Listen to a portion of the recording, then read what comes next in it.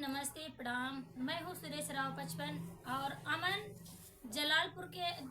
Jalalpur official के channel पे एक बार फिर से स्वागत करती हूँ। आप लोग वीडियो में बने रहना और आप लोग के बीच एक बहुत ही प्यारा चुटकुला चटकदार नाच गीत लेके आए हैं। बहुत ही प्यारा नाच गीत है, तो आप लोग वीडियो में लास्ट तक बना रहना और गीत अच्छा लगे तो लाइक सब्सक्राइब शेयर कमेंट दबा के करना। दोस्तों, गीत पसंद आए या ना आए, हम तो आपसे यही रिक्वेस्ट करेंगे कि देखिए, जैसे मतलब बड़े बड़े यूट्यूबर का सपोर्ट करते हैं, ऐसे हमारे भाई का भी सपोर्ट कीजिएगा। आप लोग देख सकते हैं, आप लोगों के सामने है, इन्हीं के चैनल पे पड़ेगा, अमन भाई के, अमन जलालपुर ऑफिशियल के चैनल पे पड़ेगा। मैं हूँ जानवी 131।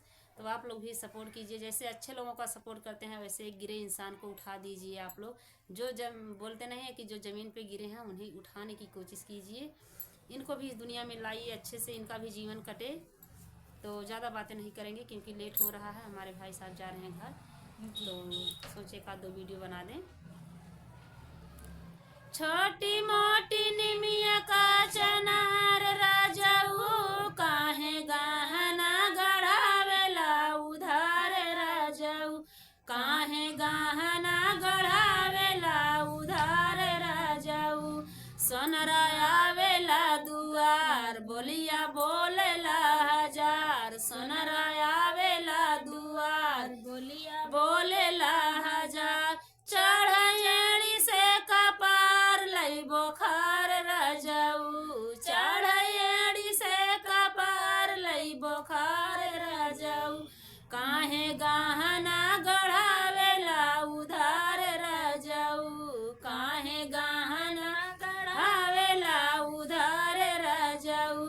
छोटी मोटी निमिया का चनार राजाऊ, छोटी मोटी निमिया का चनार राजाऊ, काहे गहना गढ़ावेला उधार राजाऊ, काहे गहना गढ़ावेला उधार राजाऊ, काहे साड़िया ले आवेला उधार राजाऊ, काहे चुनरी ले आवेला उधार राजाऊ।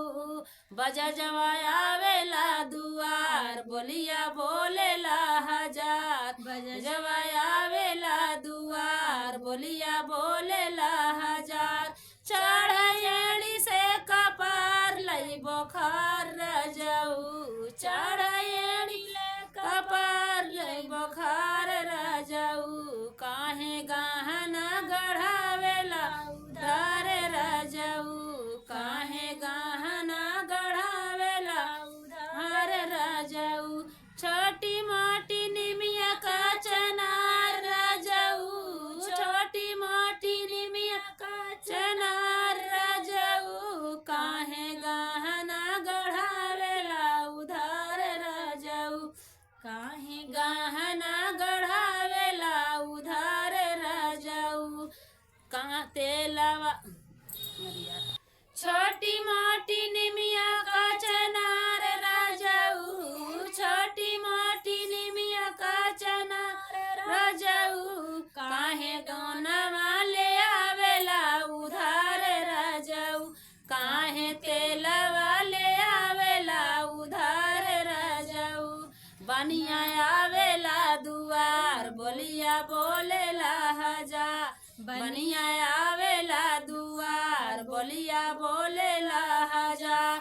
चढ़ैड़ी से कपार लई बोखार राजाऊ, चढ़ैड़ी से कपार लई बोखार राजाऊ, काहे गहना गढ़ावेला उधार राजाऊ, काहे गहना गढ़ावेला उधार राजाऊ।